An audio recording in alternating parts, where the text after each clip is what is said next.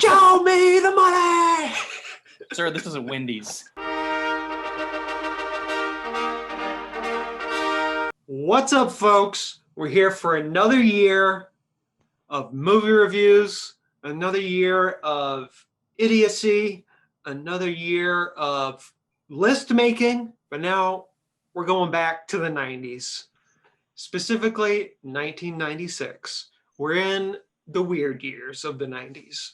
As JD pointed out, this is where the 90s cheese was at its height. Yeah, we remember things from the 90s, but like the first half, that's just pretty much the 80s still.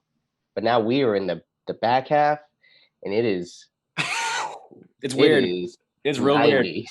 Each year feels so drastically different from the next that it was just like, it's mind-boggling in my brain to think about like 96 was like the year, you know, Stone Cold Steve Austin barely existed in 96.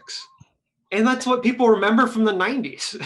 Would you say that like from this point on, it's just like more and more extreme? Like it's just like, we're going to get more extreme, which is super 90s anyways, to be like, oh, you want extreme? Here's some more extreme. Yeah, that's true. Because, you know, like if you think about it now, like retrospectively, is like everything got worse, but there are things that were amazing. But then you have stuff like The Matrix later on, and some of the movies on our list were just like are transcendent and are saying a lot of society. So, you know, yeah, extreme. But spelled with an X at the beginning, you know? Extreme. Just X. Everything's lowercase but the X, which is it's capitalized. This top 10 has 12 movies. That's because there's a tie for 10. Technically, there's a tie in the middle, but I made it an executive decision starring Kurt Russell and Steven Seagal. We got Swingers, we got Sling Blade, and I wish I had a third hand to put up the other finger. And we have Mars Attacks. And it's just a wide variety of movies right there. Those are three incredibly different movies. I just watched a documentary about the making of Elf, and apparently the people were so impressed by Swingers that they hired Jon Favreau for Elf. Go figure. Are you saying that without Swingers, we wouldn't have the MCU? We wouldn't have Mandalorian? Nope, nothing. Swingers was the beginning of it. We wouldn't have We wouldn't have 2019's Lion King? I guess you love Swingers more than you love Sling Blade. That's what you're saying. It's Arkansas. Any time that people say Arkansas, usually it's like Bill Clinton, Sling Blade. I still lived in Massachusetts when Sling Blade came out. And so when my dad told us we were moving to Arkansas, he showed us Sling Blade. And I was like, Dad, where are we moving to? I don't know where this place is. These people are interesting. We have The People versus Larry Flynt, and Zach is the only person put on his list, so we'll let you talk about it. Okay. Well, this is a fantastic court drama about like a creepy person, but like the movie doesn't make him look like a hero. It makes him look like a normal, I shouldn't say normal person, but like he has flaws just like everybody else, but he truly believes in what he's doing. And in case no one knows what it's about a real court case that eventually went to the Supreme Court about the guy who made Hustler magazine. He wears an American flag as a diaper because he says, you're treating me like a baby, so I'm going to act like a baby. Milos Forman directed it. Rest in peace. Good movie. It's about one of America's top provocateurs. Yes. And I'm surprised you didn't say it that way. Yeah. I like to ramble. We have That Thing You Do. And Tom Hanks directed this, right? Yes. It is probably the whitest movie to ever exist. No. We decided that that's obviously either a Wes Anderson flick or who else did we say? Oh, I can't even remember. Cameron Crowe, who also makes an appearance on this list. Yes. But no, it's That Thing You Do. I mean, it's fun. It's like, I think a lot of times we forget about, just like we do today, we forget about mid-budget movies, you know, and this is that kind of perfect one. It's got great like acting. It's got actors like right before they blew up. Tom Everett Scott's great. He didn't really blow up, but you know, whatever. And it's got just the catchiest music, you know? Just have a great soundtrack. Makes you want to put some sunglasses on and just start drumming. So every day I wake up, I watch That Thing You Do, and I'm just like, man, I just got to start drumming. Number 7 is Scream. It's Wes Craven's follow-up after he did the meta horror with Freddy Krueger, and this one is like, you thought that was meta? This one is even more meta. The killers are talking about other horror movies and are inspired by it, and it like reinvented the horror genre. One of the best things that come out of the year is the movie and the mask. Like everyone knows what the Scream mask is. And Matthew Lillard, and like he's amazing in this movie. It's nuts. Why is Matthew Lillard not like a huge thing anymore? That's you know? Yeah. This and SLC Punk, I'm like, where is this guy's like A-list status? He needs more stuff. I watch it every year around Halloween, and it's like, I mean, I could watch it anytime, but it's great. Like it flies too. It's just a movie that you put it on, you're like, oh wow, we're already at the end. Cool. All right, number 6 is Jerry Maguire, which has probably the most overacting in a good movie that I've ever seen. Tom Cruise is overacting. Renee Zellweger is her usual self. Cuba Gooding Jr. is overacting. He's yelling the entire movie. Jay Moore is Jay Moore. He's like a forgotten classic of the 90s. Yeah. It's like people were like, oh, what's your favorite comedian from the 90s? And someone would be like, Jay Moore. And you're like, Jay Moore? Just an amazing movie. Yeah. It deserved all the Oscars it's got.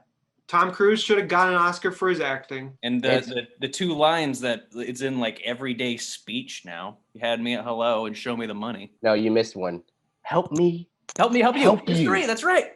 Help me. Help you. Show me the money.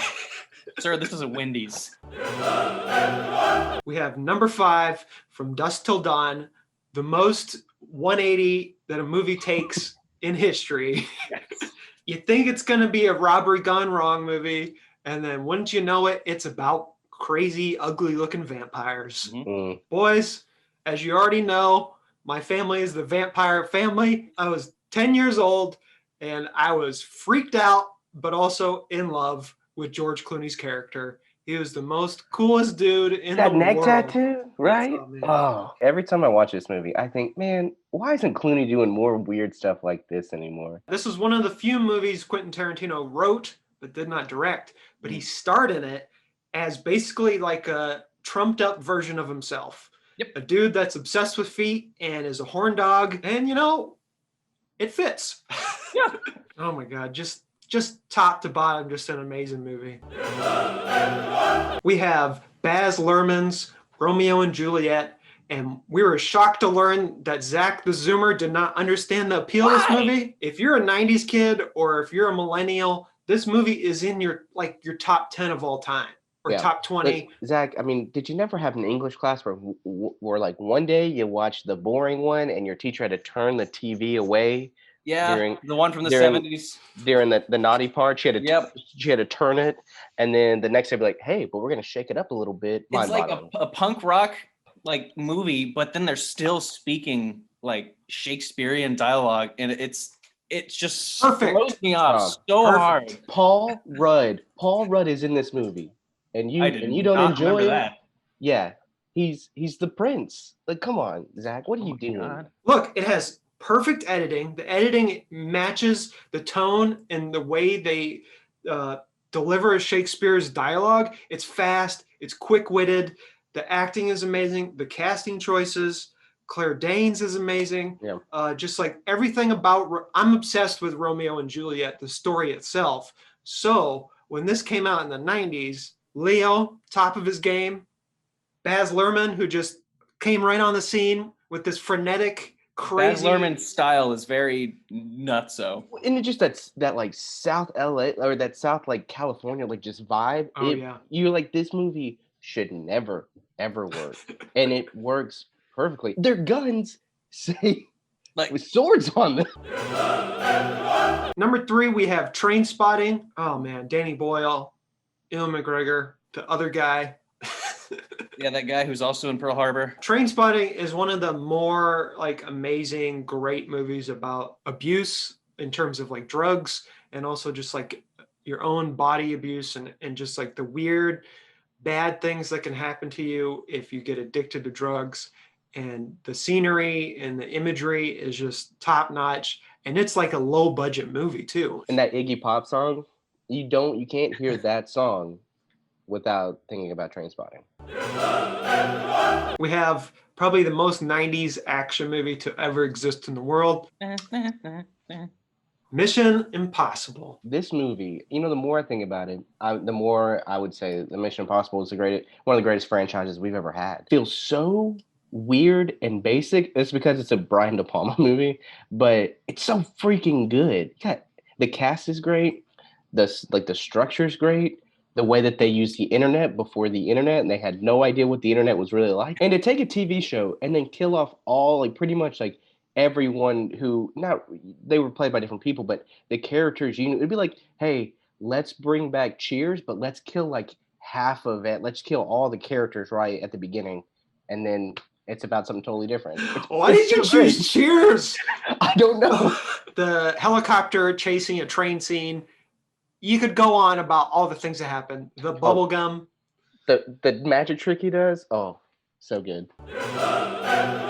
So number one is Fargo, the Coen Brothers movie. This is one of my favorite movies of all time. And as Michael said about whenever he moved from Boston to Arkansas, they watched Sling Blade. I moved from Texas to Minnesota, and my dad was like, we're going to watch Fargo, and let's see how these people are.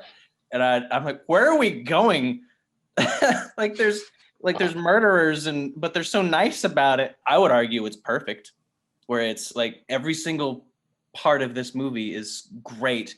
And Frances McDormand, her performance is probably one of the best like leading actresses in movie history. And it's on the TV series. I haven't watched the new season, but at least the first three, I mean, like, are incredible. The first one is like loosely, you know, it kind of has those same weird, you know, it's got like elements of the movie. Great movie, Fargo, amazing.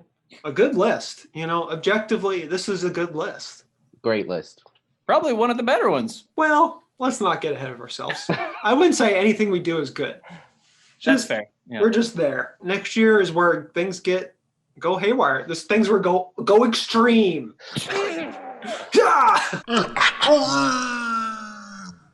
X-Men? No, that's extreme, Zach. Oh, it's like an X with your hand. That's the difference between a Zoomer and a millennial, is that it's like, oh, he sees this, he thinks X-Men. When I see this, I think of D-Generation X. I think of it going down. Down, yes. That's it. X out.